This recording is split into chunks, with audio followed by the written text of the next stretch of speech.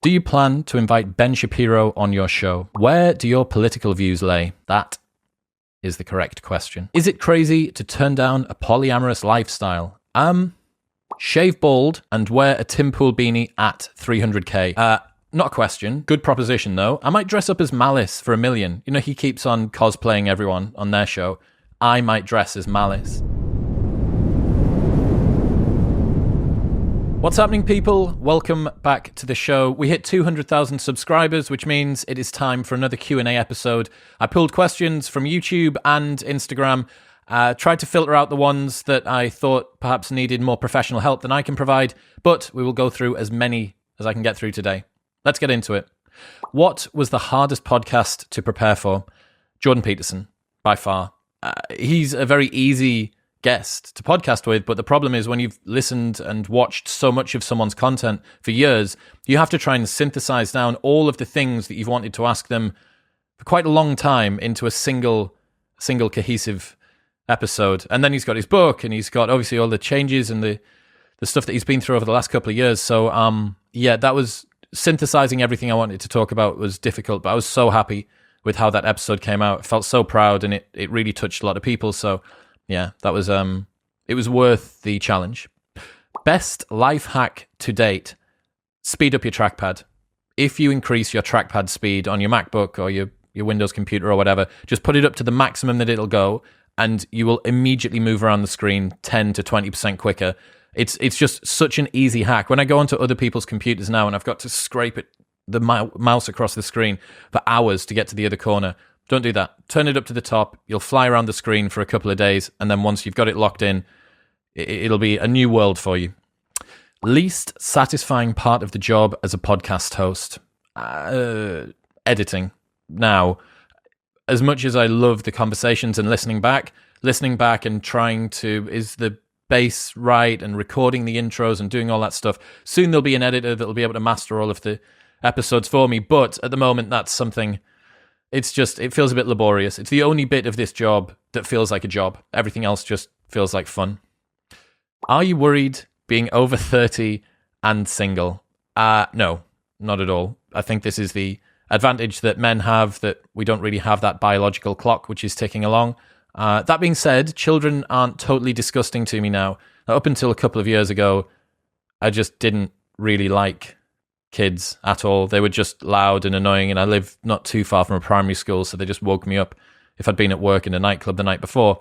Now, I'm not doting, right? I'm not at that stage, but children don't totally disgust me. But no, I'm not worried about being over 30 and single. More women had children over the age of 40 than under the age of 20 last year in the UK. So if I decide to have a child over 40, then I can join that club. How did you learn to communicate so clearly? I heard Peterson talking to Shapiro about this. Love from a semi-recent subscriber. Well, I love you too, Jason. Jordan brought me up on Ben's show, which was really kind and surprising.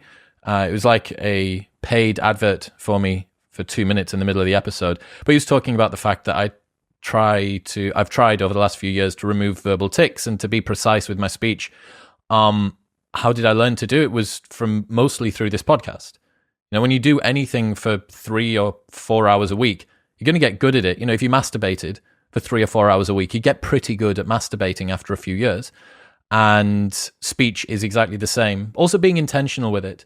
You know, I want to communicate concepts as succinctly as possible in an erudite manner. I want to get what is in my head out of my mouth as plainly as I can to communicate it to other people. So you need to practice, but you need to be intentional with it. Very often, speech is just the thing that gets in the way of the thing that's in our brains reaching the person that we're trying to communicate it to.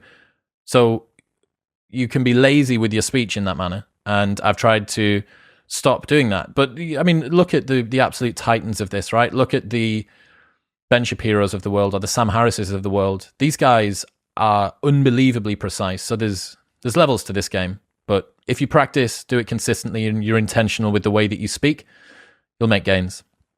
Congratulations, and I'm posting this in the spirit of constructive feedback.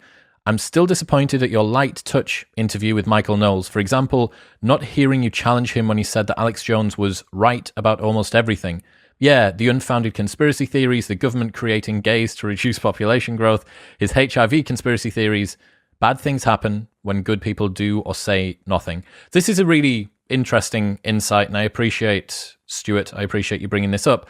As a podcast host, or as the host of any sort of show like this, you need to pick your battles, right? I'm having a conversation with Michael. If I decide to interject every time that he says something that I think needs to be stress tested more, the conversation's never going to have a central thrust. It's constantly going to be branching off.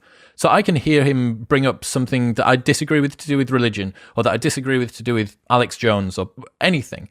And if every single time that happens, I interject, you're going to have this very fragmented conversation, which actually isn't that enjoyable to listen to. And this is something that even I, as a podcast host, need to remember when I'm listening to other people's shows. I'm like, oh, I would have challenged him about that. And you go, well, would you have done? If the end goal of this conversation is one particular topic, and you know that that's a 10-minute or 20-minute detour to fully flesh out and work out what's going on with this, you actually don't.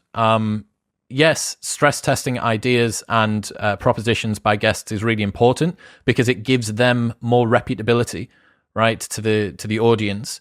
If you push a guest hard to really make sure that they understand what they're talking about and justify their position on something, especially something which might be a little bit controversial, they either come out smelling of roses because they've got a really robust understanding, or they crumble under pressure and they actually realize, I need to reassess. If I can't communicate it robustly, I need to reassess my position. So it is a win, but as a host, you do need to pick your battles. Shave bald and wear a Tim Pool beanie at 300k.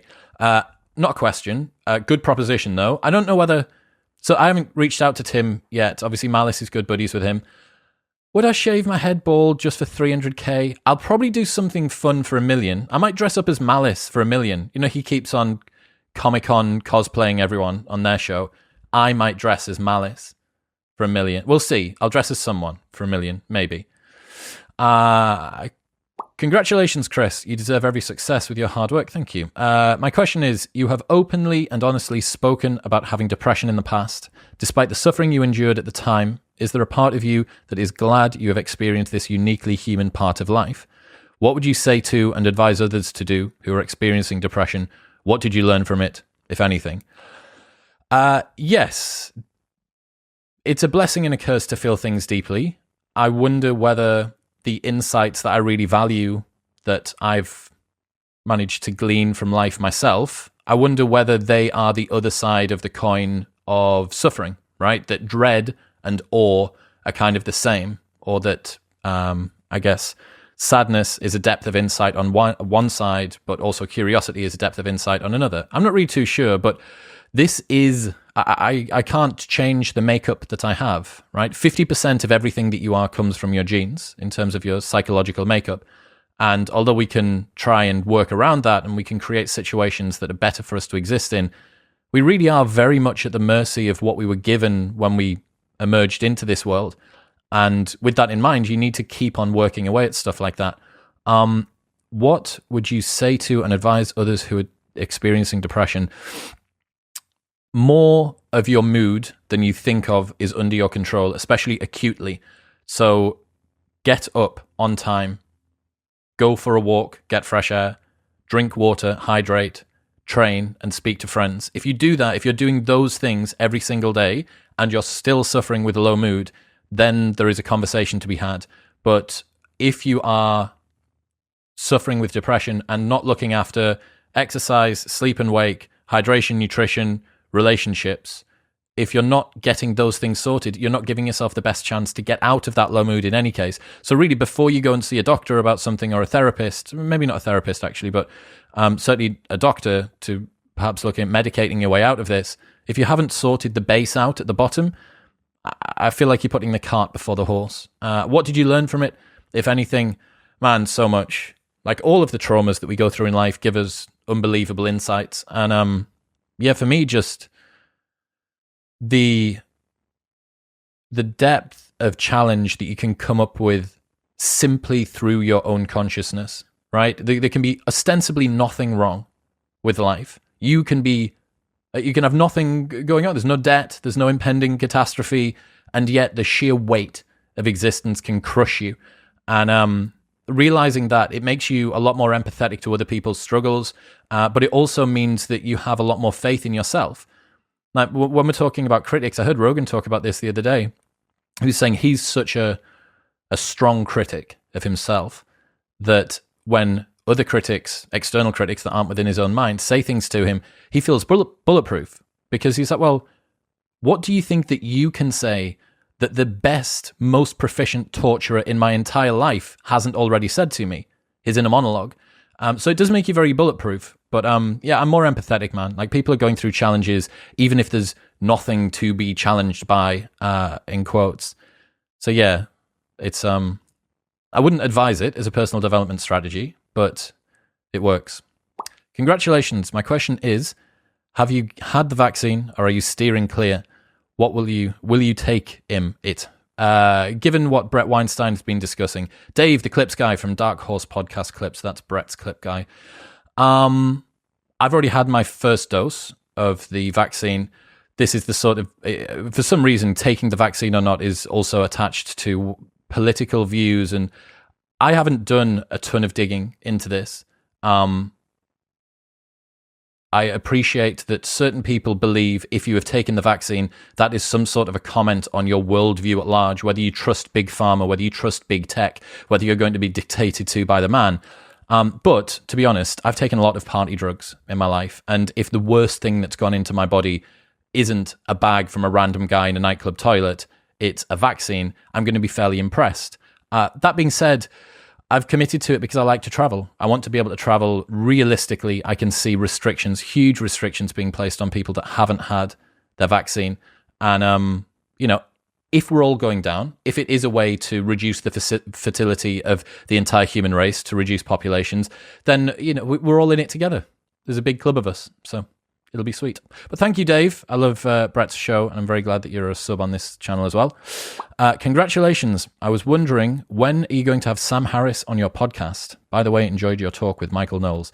Sam is next on the list, man. Like, Jordan was numero uno, and Sam is definitely next up. Every time that I listen to him talk about consciousness or the reality of our experience, our normal conscious experience of the world, he is at his absolute best. He's such a insightful guy, and you forget because it's such an obvious thing to talk about. You're always looking for what's new and what's cool, but Sam's a beast. I would love to bring him on. It'll happen soon. I said it'll never happen with Jordan Peterson, and then 2 years later it was sat down recording the episode. So give me time. When are you releasing your book recommendations? Good question. I am doing an ebook of 100 books to read before you die, and that should be completed within a month or so. If you want to know when it's live, go to chriswillx.com/lifehacks, and you can sign up to my mailing list there. You'll be delivered that as soon as it's live. But yes, chriswillx.com/lifehacks. But I'll probably do a video as well about some of my top ones. That'll be done soon. It takes a while, fleshing out 100 books, all of your synthesis of why you like them and why other people should read them. It's not a simple task. Do you plan to invite Ben Shapiro on your show? Yes, I would love to. He's got The Authoritarian Moment out now, his new book. I would love to bring him on at some point. I do think that Ben and Matt Walsh and some of the other guys, the way that America's conservatives talk about topics and the way that British sort of centre and centre-right people discuss topics is a little bit different. You don't really see, because it's so culturally and politically bound to their particular world view, right? And also to the situations that they've got going on. What's happening in the UK and what's happening in America are actually quite different at the moment. I brought this up with Michael Malice not long ago, where we were talking about how UK conservatives are very different to American conservatives, and most of the comments were people saying, well, British conservatives are more centre than they are right now. And you go, right, okay, so we're not even, when I say conservative and when Americans say conservative, it's not even the same thing anymore. So yes, there's an interesting conversation to be had there when two different groups of people say the same thing, but it means something different. I think that's a really, really interesting question. But yes, he is one of the most precise deliverers on the planet, and I would love to have a conversation with him at some point. See who runs rings around who. Would you ever go back on a TV program to find love? I think twice. I think Take Me Out and Love Island.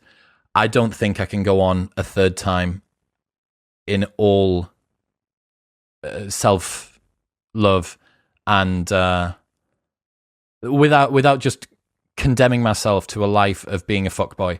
I'm not convinced that I can go back on. Also, I nearly got cancelled from my TEDx talk for some of the stuff that's on the YouTube channel. So the depths that the UK media would dig to, there would be too many clips of me saying something that is just the sort of thing that would get you pulled off a TV show. Not that I really care, but if you're going to get yourself out there, and I don't have any desire to be part of a cancel culture catastrophe. My interest and my goal is to have conversations that really engage me and engage the people that listen to this show and other people that think like me and want to improve their understanding of themselves and the world around them. Being some rabid sort of cancel culture victim vanguard, sort of at the front, being the guy that's the example for everyone else to follow. Maybe that'll happen down the line, but I'm not seeking that. Sometimes I feel like watching some people on the internet, they're going out of their way to try and find scenarios that they can deposit themselves into the middle of so that they can be the cancelled guy or girl. And that doesn't really sound like fun to me. Getting caught up in that kind of a drama doesn't seem like fun. Plus, yeah, I think two and done for the old TV shows. Where do your political views lay? That is the correct question. I don't think that you should be able to put someone's, or at least most real thinkers, shouldn't have their political views in a nice, tidy, neat box. You shouldn't be able to look at someone and say, because I know your view on abortion, I also know your view on gun rights and immigration and on tax and on whatever. It should be a multivariate, very nuanced viewpoint, because I should take my views piecemeal, not wholesale, right? And I have some views that are centrist, I have some views that are on the right, and I have some views that are on the left. As I've got older, I have noticed myself start to skew more right, but so does everyone. I said this to Michael Knowles, I think, the other day, where they talk about every single time that there's a general election in the UK, this same map where they compare under 25 voting habits to over 65 voting habits. And you see that the under 25s are very Labour and the over 75s or 65s are super conservative. And you think, who do you think that is? That's you. That's you in 30 or 40 years' time. That's who you're going to be. It's not just like there was a wave of conservatives that came through 65 years ago that were just born and happened to genetically be conservatives. This is the path that everybody goes on. You start off more open in terms of personality traits. Jordan Peterson talks about this. And then as you get a little bit more closed, or your openness starts to diminish a little bit as you get older, naturally, because that's what you do, you also have more wealth, which means that you're going to try and protect it a little bit more. You also have more on the line with regards to your family and the way that they're treated. So people tend to start on the left and then skew toward the right. So having a prefabricated set of beliefs that neatly fit into a box, to me, is an indicator that someone hasn't been a very real thinker. Like, even Shapiro and Michael Knowles consistently disagree about nuances of stuff when they have conversations on Daily Wire Backstage. So, yeah, you should be very, very cautious about anyone that you can know one of their political views and from it accurately predict everything else that they believe. So mine lie across the board. What one value would you want to teach your kids if you want any? I do want kids. I would love to be a father. I can't wait to be a dad. I think the value of practice and repetition. I think that it was something I didn't really understand until I got a lot older. So I played a lot of sports as a kid. I also did exams and stuff like that. But I didn't understand that skill acquisition, doing a thing repetitively over and over, is contributing to your capacity when it comes to game day. And game day can be an exam, it can be an interview, it can be a sports match. But I never was taught the lineage that runs between your practice and your output. And I think that it's such a powerful concept to get your head around that, look, I'm not where I necessarily want to be yet, but if I work on a thing hard, if I deconstruct all of the different talents that I need to do the thing that I really want to do, and then I purpose them into little iterative games that I can continue to do over and over, you actually end up in a place where your capacity has increased, and it means that when it gets to game day, that you're an absolute beast now. So yes, I would teach my kids the value of practice and repetition.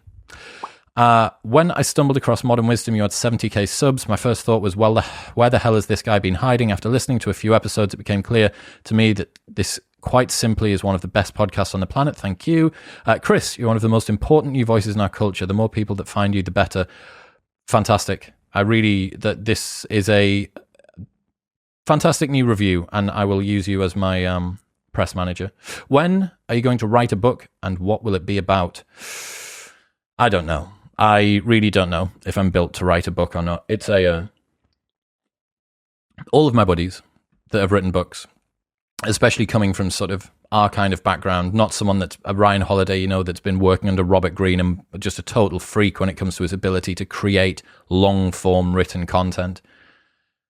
It's a traumatic journey to go through. Ali Abdaal, who I'm good mates with, is, he's one of the most productive people. He's like a professional productivity person, and he's struggling to get through the workload. It's a challenge, especially if you hold yourself to high standards, which I do.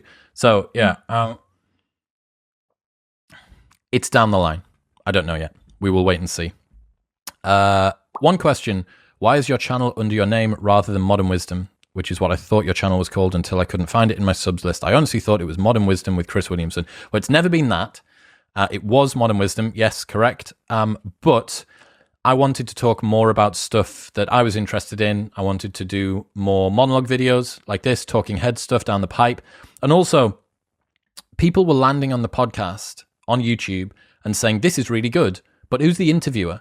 And I'm like, there is no way that you should be landing on my show and not know who I am. So part of it was to give me more latitude to be able to do different bits of content. If I do want to do vlogs, if I do want to do more talking head style stuff and commentary. And the other half of it was just so that I get more personal brand equity pushed back toward me. I don't refer to myself as Modern Wisdom. Like Alex O'Connor, right? He calls himself Cosmic Skeptic. That's what he's called. It's an alias that he works under. But I was never called Modern Wisdom. It was just the name of the show. So yes, it is now Chris Williamson, and no more name changes, hopefully. Your blurred background does or does not contain a totem pole. I must know.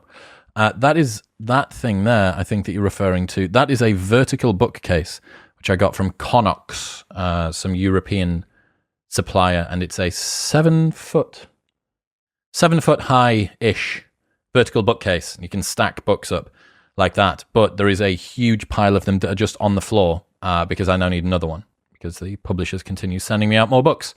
How do you not become black-pilled being so close to this culture war cancer?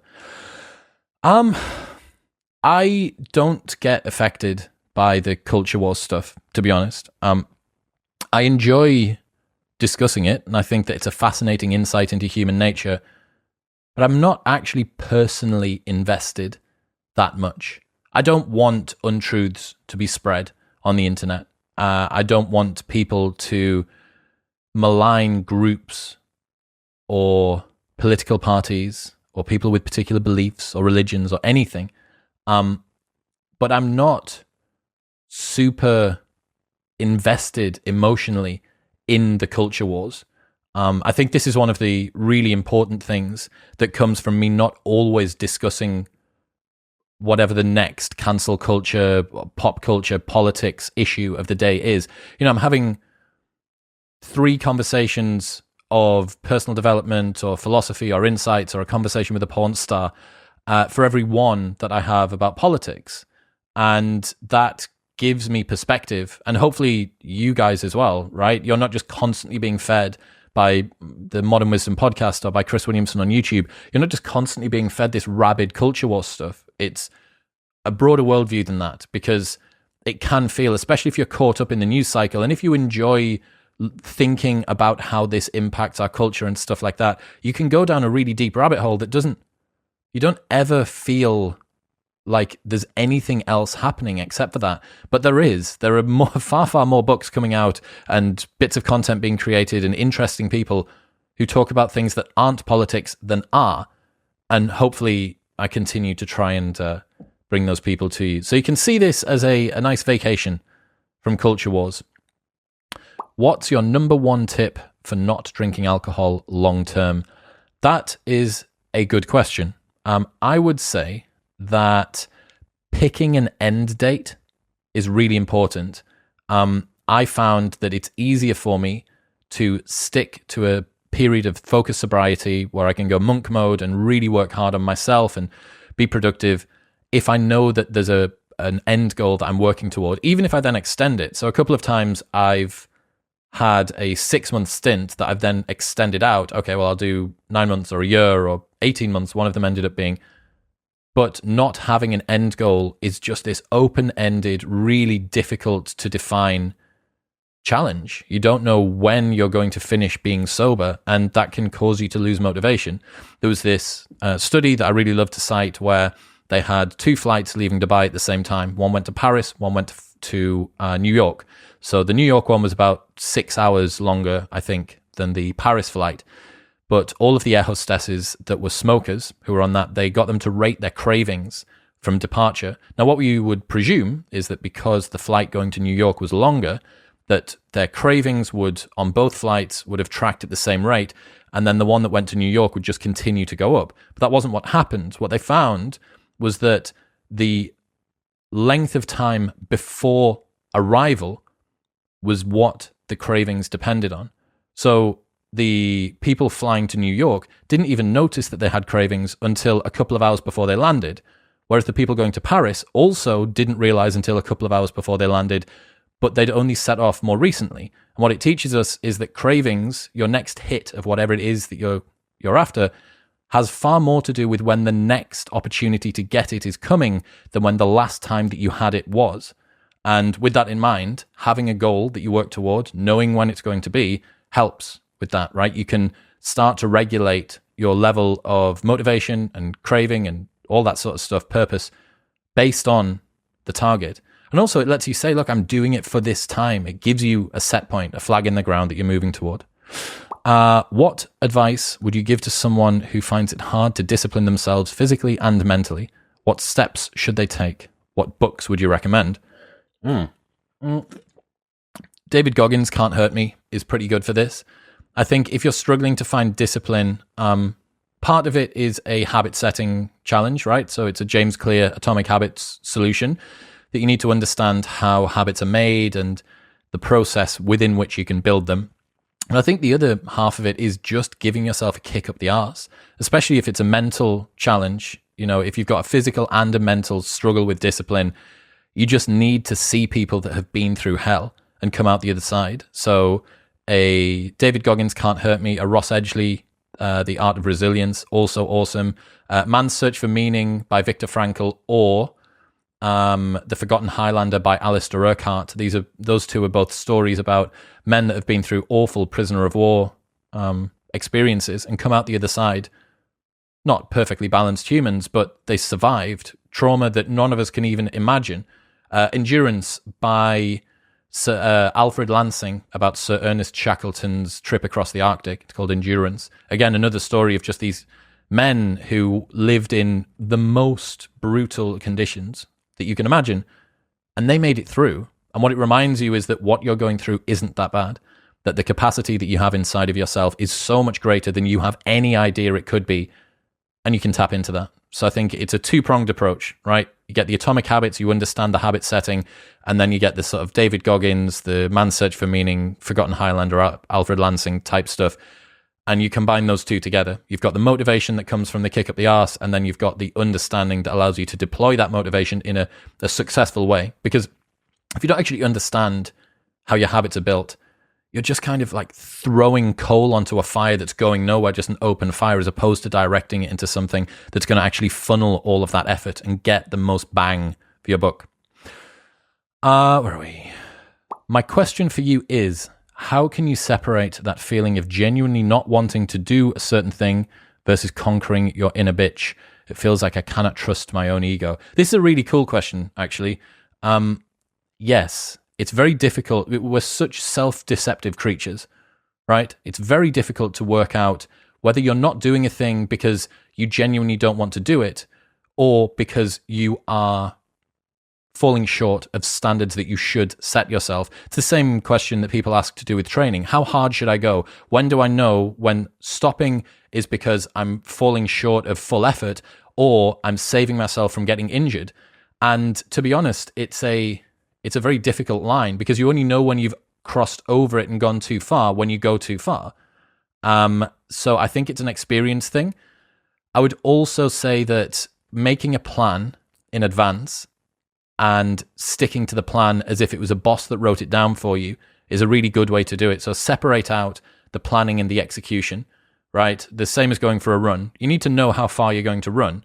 Now, you can run a little bit more than that, but you need to know the minimum of how far you're going to go on the run, because if you say, okay, I'll start off on this, you get 2 miles in, it sucks, everything hurts, you haven't had your second wind yet, that's it, you've just done it 2 miles. If you say, right, I'm going to do at least 5 miles today, that's your motivation to get through. So I would separate planning and execution. I think that's important. And then your executing situation should be reliant on the planning one. So you should just treat it as if it's a boss that said, this is what you're doing today. Work through that and then see where you're at. If you can overshoot, fantastic. But you don't need to if you're not going to. Where are we here? What kind of music do you listen to? How does your Spotify look? Who are your favorite artists?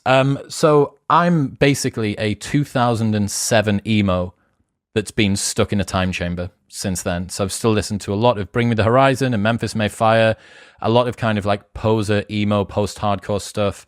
But then being a club promoter for ages, I love Anjuna Deep. Anyone that needs new music to work to, just Google the Anjuna Deep edition, Anjuna Deep, Anjuna Deep. It's phenomenal. So I love deep house, melodic stuff, really sort of beautiful, ethereal sounds. And then the other side of me is kind of this latent emo with a dyed-in quiff and a studded star belt. It's somewhere between the two. Consistency or hard work, which is more important? I think that a lot of the time consistency can be hard work, and it's very difficult to do hard work without it being consistent. So I do think that they're quite similar. I would prefer someone to be consistent than to work hard, because consistency works over a long period of time. So it's a long-term game, whereas hard work can cause you to burn out. So I would prioritize for consistency, but I would also pat yourself on the back if you are being consistent and say, I've worked hard. Because you have. There is no way that you can be consistent without working hard. I keep on dropping this stat about podcasts that by getting to the 21st episode of a show, you're in the top 1% of all podcasters ever. That's, yeah, it's going to take some hard work to get there, but the reason that you've got to episode 21 is because of consistency, less than hard work. Is it crazy to turn down a polyamorous lifestyle? I think it's quite crazy to accept one. To be honest, I think the people that go non-monogamous or poly and make it work, I am incredibly impressed by, because there is an awful lot of genetic programming to stop you from doing that, as far as I can see.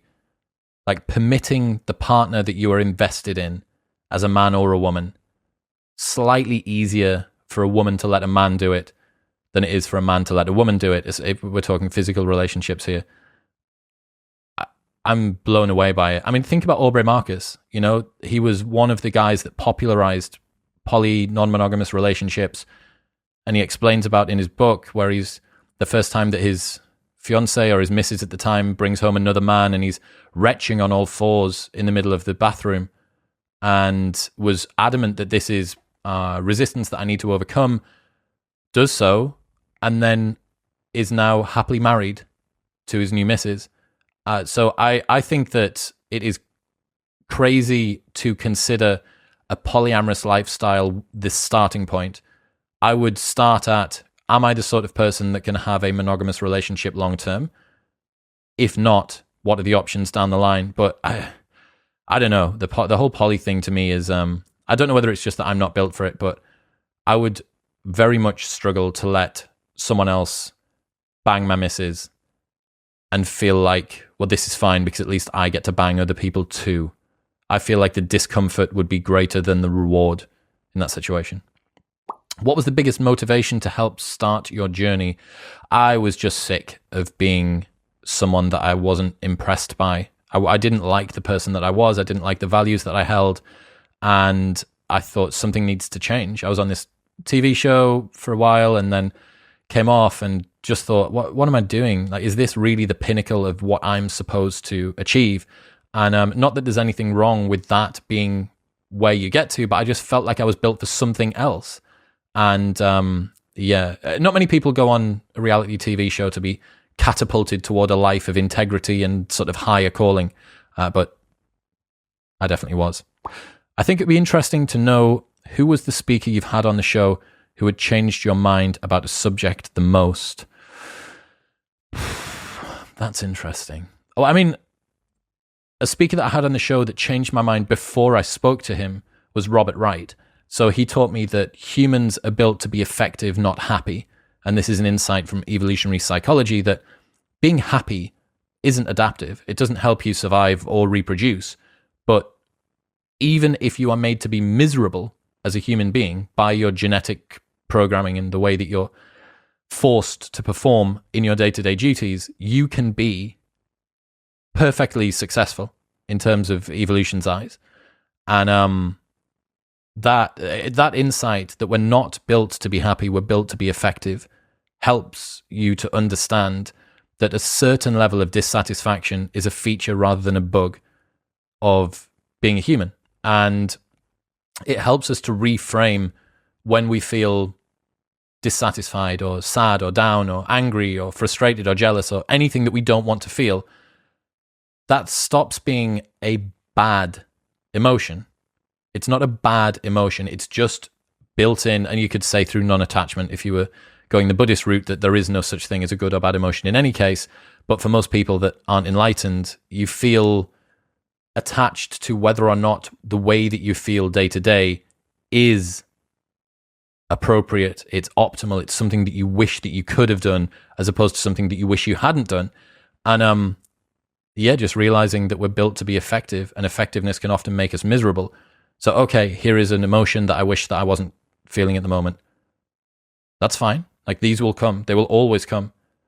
How can we get through them? How can we deal with them more effectively than last time? It's a much more equanimous way to be, to realize that happiness isn't the default, dissatisfaction is.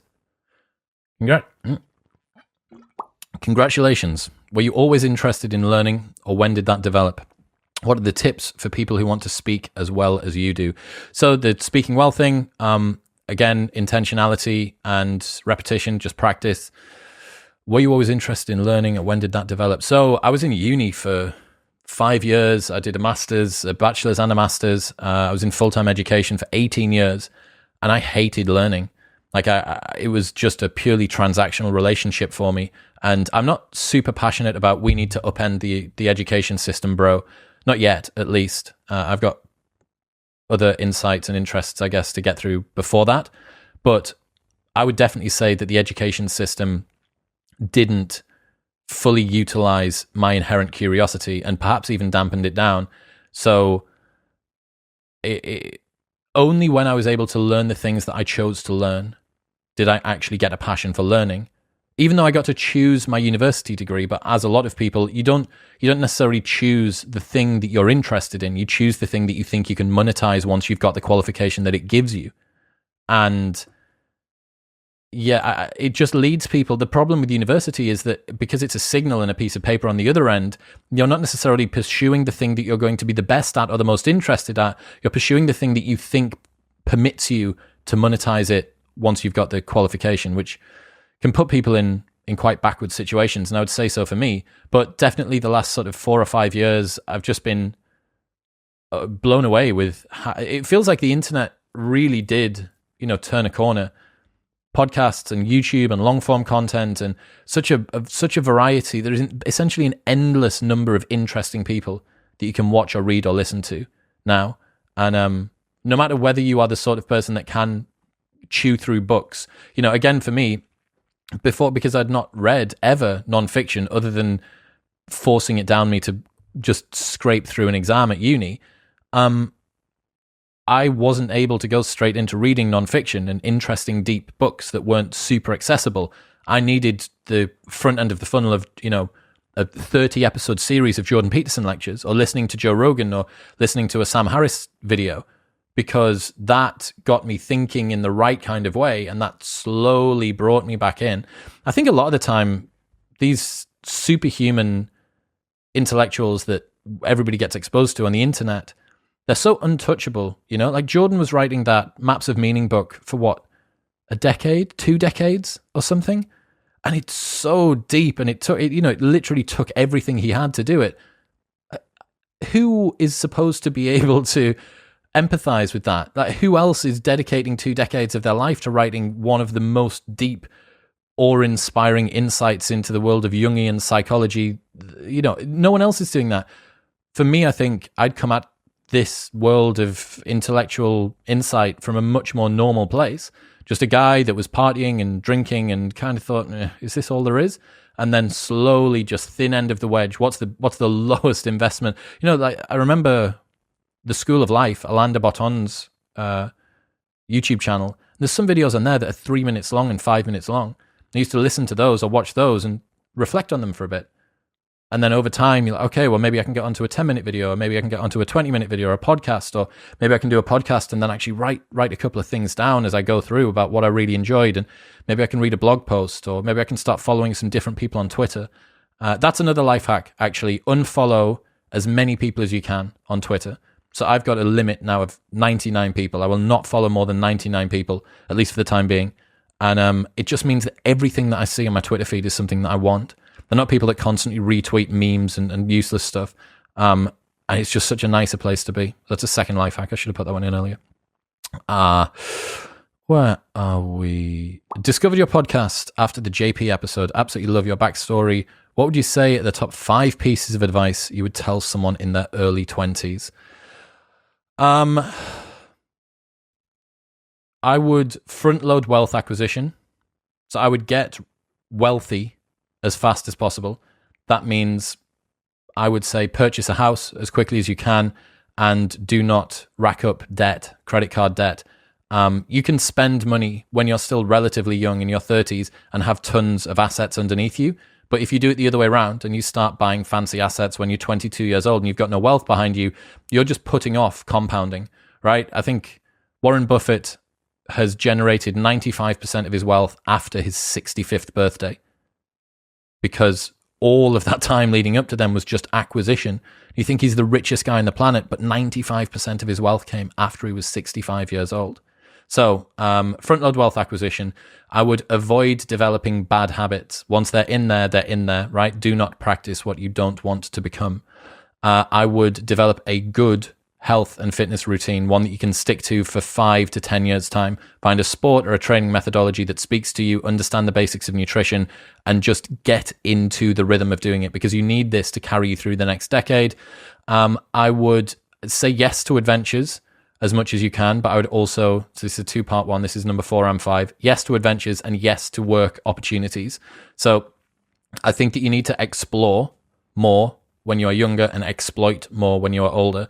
And the people that I know who are the best exploiters in their 30s and 40s are people that were explorers in their 20s. So they tried little things. They started a business here and they decided to do a project there, and maybe I'll begin a blog, and maybe I'll start a YouTube channel, and maybe I'll begin this partnership with a friend helping him out with whatever it is that he does. all of these are learning opportunities that allow you to zero in on where your value is. And I was very fortunate that I got exposed to so much in nightlife, accounts, marketing, finance, customer interactions, B2B, B2C, HR, everything, full works, right? And it means that I can go, okay, I'm good at this, I suck at this, I'm good at this, I suck at this. Without that experience, how do you know? You just don't, you come into the world with all of these presumptions or, stories that your parents told you about how you were a people person or not, or good at maths or not. And you never stress test that if you're not doing stuff. So yes, I can't remember the 5, but those are the 5. Wasn't it like yesterday that you reached 100K? Congrats, Chris. Your work is valuable and much needed. Thank you. As for a question, do you have any recommendations for a book about financial planning, debt, student loan management? Yes, I do. Morgan Housel's The Psychology of Money. As far as I'm concerned, that's really the only book on finance that you need. Debt/student loan management. Student loan management, I don't even know how you manage it. They just tell you that you need to take money out of your wage if you're not self-employed. Debt management, I would just avoid it and pay it off as quickly as possible. Video guy Dean, perfect example of this, had needed to use his credit card last year. And as we started racking up some more money on the show, I was like, cool, dude, the first place that this needs to go is not into you buying anything. It's into you buying back your freedom from the debt that you'd accrued. And that wasn't even paying interest on it, but I was like, in however many months' time, 6 months' time, you're going to be paying X number of pounds per month on this. So I would get out of debt as fast as possible. And then in terms of financial planning, Morgan Housel's The Psychology of Money. Robert Kiyosaki, Rich Dad, Poor Dad is also pretty good. And the Navalmanac, so Almanac of Naval Ravikant by Eric Jorgensen is great. A little bit less immediately applicable. That's more about wealth acquisition. But yeah, those are 3 really good ones. How many episodes have you recorded but never released? So I think it's about 7 now out of 330 or so. So it's like a 2% failure rate, which I'll take. I reckon that's not too bad. And the only times that I don't ever release them are just if they reflect poorly on the guest. If the guest has come on and had a particularly bad day or doesn't communicate their ideas tremendously well, it doesn't make for a fantastic listening experience for the audience. And as the platform grows, a couple of 100,000 to a couple of million people a month listening to something, you need to have a standard that the guests meet. And if they don't meet it, then, unfortunately, maybe they can come back on in a couple of years' time and see if they've changed their delivery method, or maybe they just had a bad day. But if you're going to put someone out to reach a couple of 100,000 people, you need to be sure that it's going to reflect well on them as well, because a lot of the time this is a relationship that I've got with a publisher or maybe even the person personally. And if they weren't on form, like cutting an interview is something that we never do. We almost never do it, apart from dropouts and people coughing and sneezing and like the gas man walking in and stuff like that. We don't do it because of someone's performance there. But if their global performance within the entire episode is poor, I just don't think it's a very good. It's not good for the audience. It's not good for me and my platform, and it's not good for the guest. So why would you put it out? Have you ever changed your opinion due to an interview? Literally every single time that I speak to someone. Every single time that I do. Strong opinions loosely held, not loose opinions strongly held. That's what every single interview that I do feels like. And I think being exposed to it, and hopefully for you guys as well listening to it, we're constantly speaking to people about topics that you've never even really considered your opinion on before. Like, what is your opinion about the mindset of elite athletes? Or what is your opinion about trans rights within sport? Or what is your opinion on whether or not we live in a simulation? Every single episode, you are getting your worldview stress tested along with me, and you hear the challenge and the discomfort and the total ignorance that I have, because I don't know. I've got an idea about what I think, and then you speak to an expert and you're like, oh my God, that's fairly compelling. I'm going to have to reassess my worldview. So every single episode, I get my opinion changed. And I think it's a very, very good thing for everyone to have happen. How could I get a session with Dr. Peterson? For real though, I get trauma zone outs. The number, this is a bizarre side effect of doing an episode with Jordan, that the number of people that try and get in touch with him via you. I have an article that I've written for him. I have a video that he needs to see. I have this concept that he has to learn about, or I need to get a message to him. It's obviously flattering for him because these people have been so touched by his work that they're desperate to get in touch with him. That being said, it's not like I'm not his PA, right? I'm not sending him carrier pigeons to do stuff. For real though, I get trauma zone outs. Adam Lane Smith at the Prometheus on Twitter. He came on the show. He is a specialist in trauma. He's a trauma counselor. And I'm sure that if you spoke to him, he may be able to either work with you himself, or you might be able to get someone who can. If not, betterhelp.com/modernwisdom, 10% off with your first month. Congratulations, bro. I found out about you and the Modern Wisdom podcast only like 3 months ago, but you have brought such an incredible amount of change into my life. For that, I'm forever grateful. My question is, other than the obvious one, Love Island era, what has been the biggest inflection point in your life so far? I'm not too good at formulating the question, but I'm sure you get me. You know that moment in life. Being honest, it was that one. It was being on Love Island, surrounded by people who are full-time extroverting party boys and party girls, and going, I thought this was me. This is the situation, and I thought these were my people, and I've got nothing to talk to them about. I can't hold a conversation. I felt like a black sheep in that situation, and that was it. It was a dose of contrast, so refined and so nuclear grade that I couldn't ignore it anymore. So it was really useful. But other ones, another big inflection point was rupturing my Achilles last year.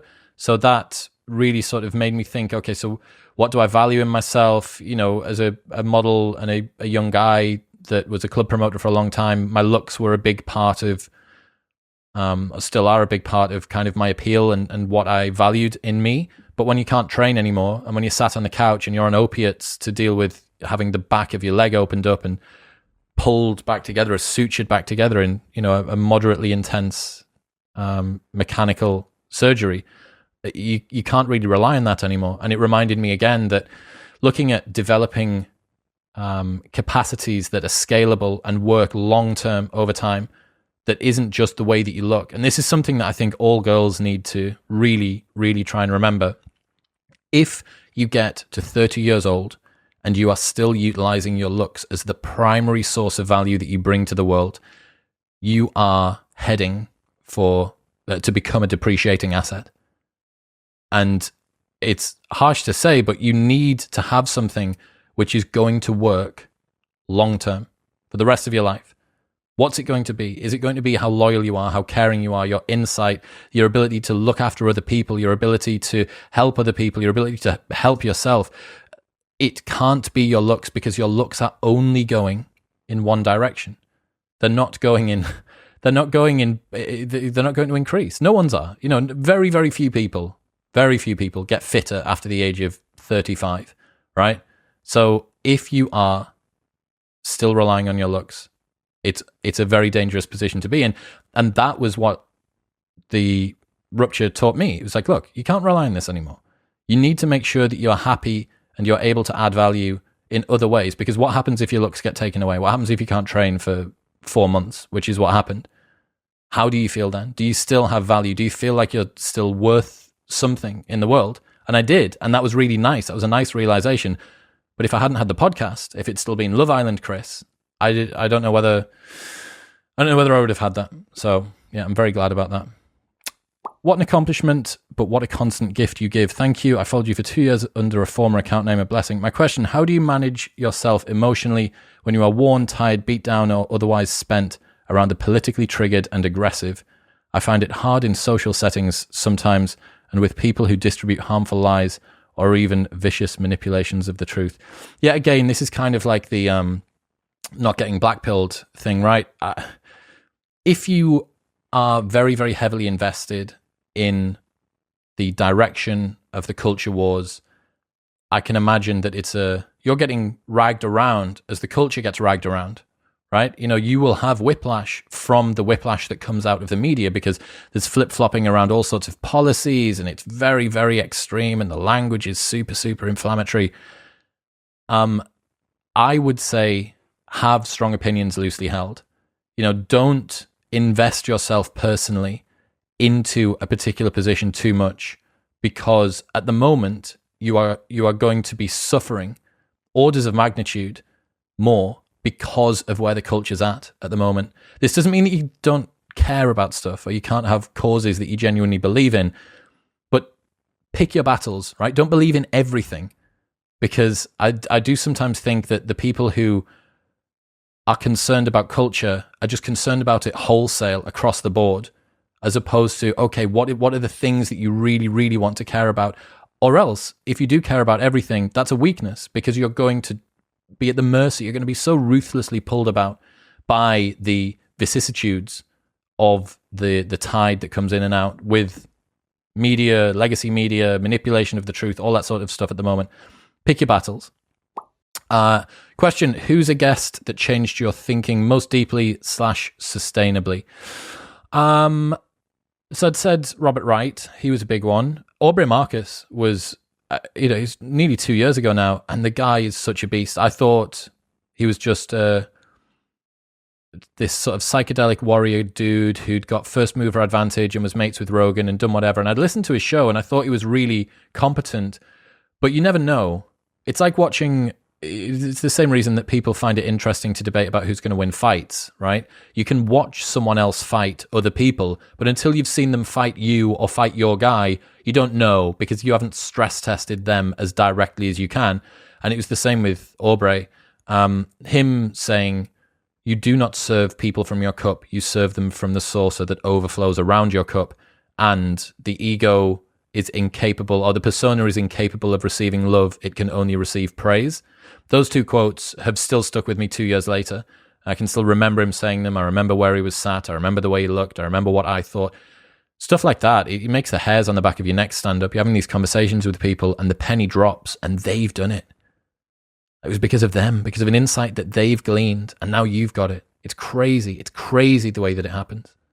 My question is, given your success as an interviewer, self-help guru in your own right, and an abnormal human being all around, what has been your biggest struggle that you have yet found a way to mitigate to your satisfaction? I am not a self-help guru, Adam. Thank you. It's very kind, but I'm such an idiot at all of this stuff. I have podcast smarts, right? So I've got a couple of lines that I can say about a few different things, but it goes no deeper than that for the most part, apart from in a couple of very, very narrow domains.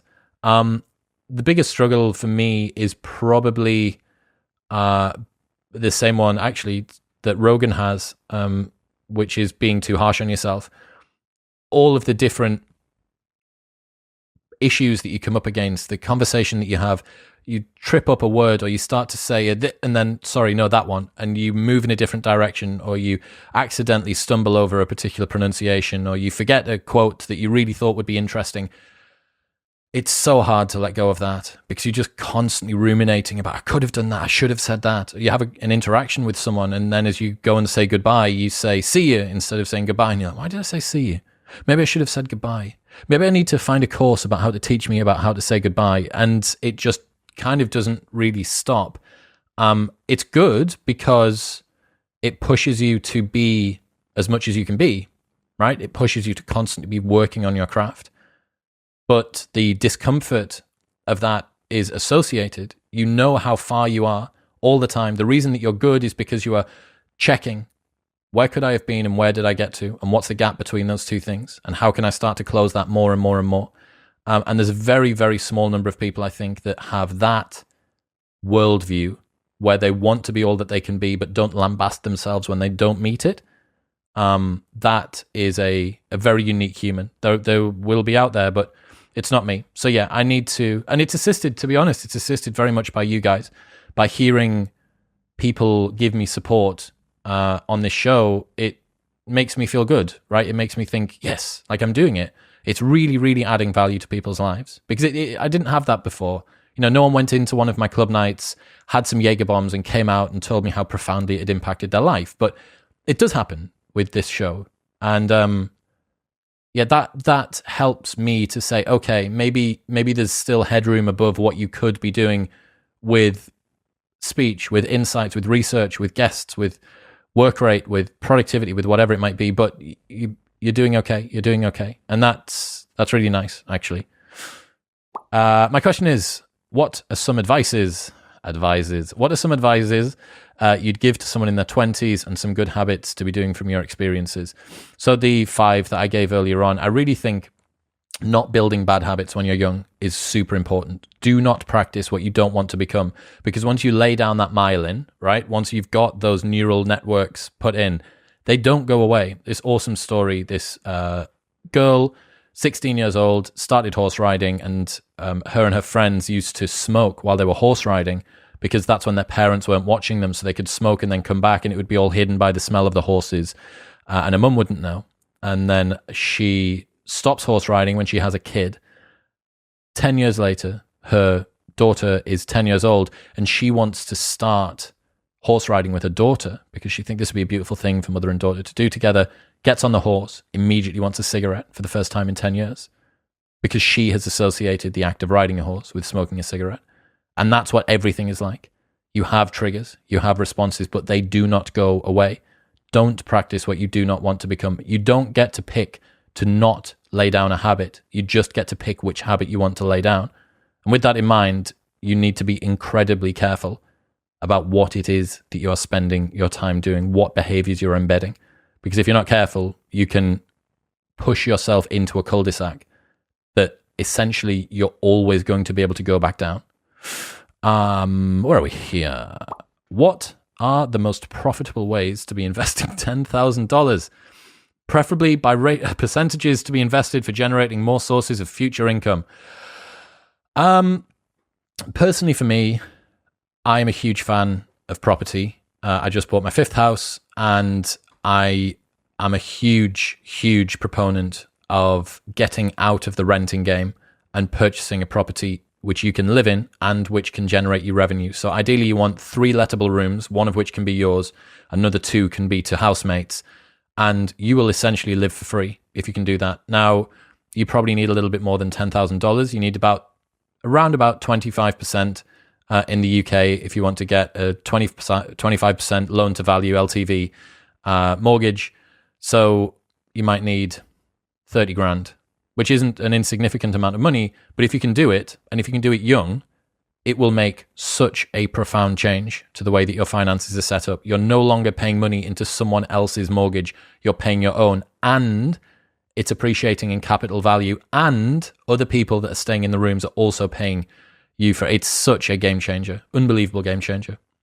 If you could go back 10 years and give yourself advice, what would it be? Buy Bitcoin, obviously. Who else doesn't want to have put 10 grand into Bitcoin 10 years ago? Buy Bitcoin, hodl, sell, whatever it was, end of April. Sell just before Elon Musk tweets. You're sweet. Which hard truth, if any, do you wish that you'd never come to learn and stayed ignorant to? This is someone who knows the show very well. I love harsh truths, uncomfortable insights about human nature. There's none. I've never learned anything that I wish I'd stayed ignorant to. The choice in life is between becoming aware of the afflictions that are associated with it or the discomfort of being ruled by them. For me, there is no red pill that you shouldn't swallow. Like all of them. You should know everything. You should just be gobbling them up. Like, what did Mario ride? What was that thing? That big turtle? Whatever, him. Gobbling them up like him. Because the more insights that you have, the more that you can start to account for the way that your brain works and the way that the world works and the way that cognitive biases in other people work and everything. So there's none. There are none that I wish that I'd stayed ignorant to. Have you met new friends through doing the podcast? Yes, tons. Malice, obviously, really like a unbelievably close mate now. Morgan Housel, Douglas Murray, like Andrew Doyle, Sargon. These are people that you message for crack. It doesn't have to be about anything. How's your day going? How's your week going? Oh, I saw you'd done this thing recently. And they're incredibly different people as well. You know, like there isn't really a single, like what do Malice and me have in common? Essentially nothing other than the fact that we both are in this creator space. Yeah, it's one of the best things, you know, and the same goes for if you're thinking I'm really struggling to find people that I resonate with, just try producing content around whatever your biggest interests are, because other people that are also interested in that will gravitate toward you. And before you know it, you will have a huge network of people who are all on the same path, who hold similar values to you, that care about similar things. It's phenomenal. How often do you get recognized in real life? Well, I haven't been out of the house a massive amount over the last year, obviously because of COVID, but moderately. It's no longer about Love Island, which is nice, but I look a bit different to how I did when I was on Love Island. It's a couple of times a day or whatever, especially in Newcastle, because the podcast still got quite a big following up here. A few times, but it's always nice stuff. I've never had, and this is, I can't remember who said this, it might be Nicole Arbour, but haters never say it to your face. I'm sure that there are people out there, even in this city, that would love to tell me what they think of me, but they never do. So you get a very disproportionate experience of the people that come up and say things to you. It's the only people that come up and speak to you are the ones that have nice stuff to say, which means that you can probably grow an ego pretty quick, but it's also really nice, lovely experience. How often do you read? About 15 minutes every morning and maybe 15 to 30 minutes every night. It's not much. I really still struggle, especially with recall. You read a thing, you read for 15 minutes and you try and get, one concept out of what you've just read. You try and recall it. I'm not some unbelievable second brain personal knowledge management system guy. I think I have to pick my battles, and one of the battles is not creating a beautiful index of every book that I've ever read. I really wish that I did. It would make me incredibly happy, but I just don't think I'm built that way, and I've tried and it doesn't work. So I just read and then the good shit sticks. And right now I am reading Enlightenment, the Damnedest Thing by Jed McKenna, and it is awesome. Would you ever go into politics? No way. I do not have the temperament for it. I am far too quick to call out the elephant in the room, which I think there's a big element of game playing in politics, right? Where there's, beyond the pure formalities of the way that the debates and the discussions occur, the level of bureaucracy means that there's so much game playing, there's so many structures that you need to stick to, whereas I think the advantage that you have from doing this sort of stuff is you find the obvious but as yet unnoticed elephant in the room. You say, why is that there? And everyone goes, fuck yeah, why is that there? But if you do that in politics, that compulsion for curiosity, I think is just going to get you into trouble. And I've partied a lot. If someone wanted to dig deep into my history as a professional politician, I think I would be in trouble. But Barack Obama did blow, right? So I did a bit of blow. So maybe I'll be fine.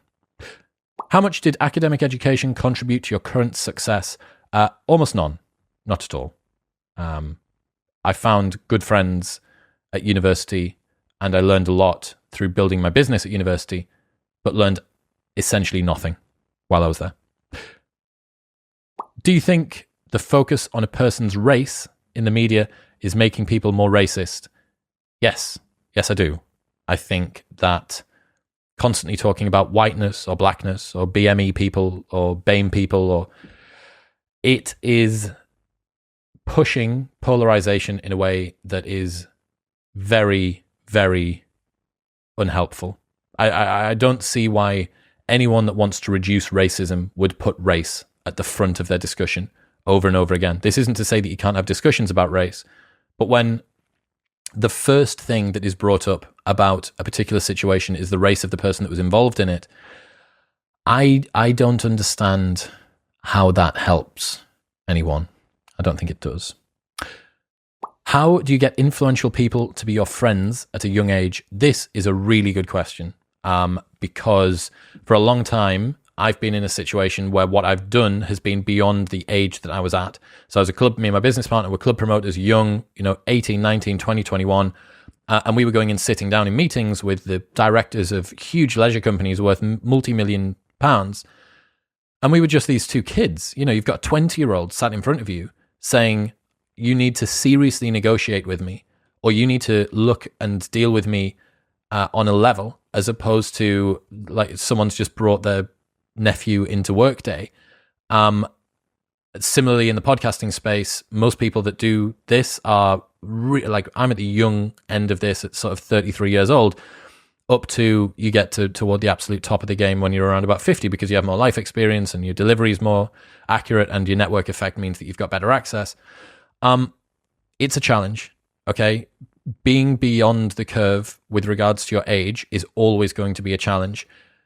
The way that I would advise you to get influential people to be your friends is to do something that puts you around people who are influential. So you can't just, for instance, if you enter into an interaction with someone and you have something to offer, seriously have something to offer them, they're not going to turn you down, no matter how old you are. You can be a 2-year-old, but if you're a 2-year-old who happens to know Elon Musk or happens to be really, really smart at programming or whatever your chosen field is, people aren't going to turn you away. So I would be more concerned about developing the sort of talents and abilities and cultivating the kind of networks that people who are influential people will want to be associated with, as opposed to worrying about your age. Also remember that there are influential people that are at your age, and in 10 years' time, those are going to be the really influential people that you look up to now. So yes, would it be good to jump the queue and be able to latch onto someone that's compounded on network effects for another 10 years? Yes, but don't forget the ones that are with you now are going to be those people in 10 years' time. So look around you. Who are the people that you would invest your money in? If all of your friends were a stock market, or all the people that you know on the internet were a stock market, who are the people that are your age that you would put $1,000 in now because you think that they're going to go to the moon in 10 years' time? Find them. Speak to them. How many friends have you lost by having a conservative view? I only have a conservative view on certain topics, but I'm more outspoken around being critical of cancel culture. As far as I can see, almost none. I don't think that I've lost any. That's not necessarily because I don't have views that by some people are seen as something they disagree with, but I think that if you show you're a good faith actor, if you show that you're coming at this not as someone that's made a knee-jerk reaction, but it's a considered viewpoint, strong opinion, loosely held, if you come into an interaction with that, I don't think that anyone can see you as anything other than a good faith actor. This is his position. Maybe I disagree with it, but I understand why he understands it, and I understand that he's not just ruthlessly, blindly passionate to it. He's prepared to change his mind. Maybe that's my job to do it. So basically none. And if anyone did, I mean, if someone decides to no longer be friends with you because of your political viewpoint, I don't think that they were a real friend. That is it. There are so many questions that I didn't have time to get to, but it was 4 months since the last one. So it could be, share the episodes more. If your question didn't get answered, share the episodes a bit more, drive me some more subs, and in a couple of months' time, I will do it again. For real though, thank you so much. This show is everything to me. It's so rewarding, and the fact that you guys are here, the most radically sensible, unbelievably insightful audience on the internet. I will have your babies. I thank you very much, and I'll see you next time. Thank you very much for tuning in. If you enjoyed that, then press here for a selection of the best clips from the podcast over the last few weeks. And don't forget to subscribe. It makes me very happy. Peace.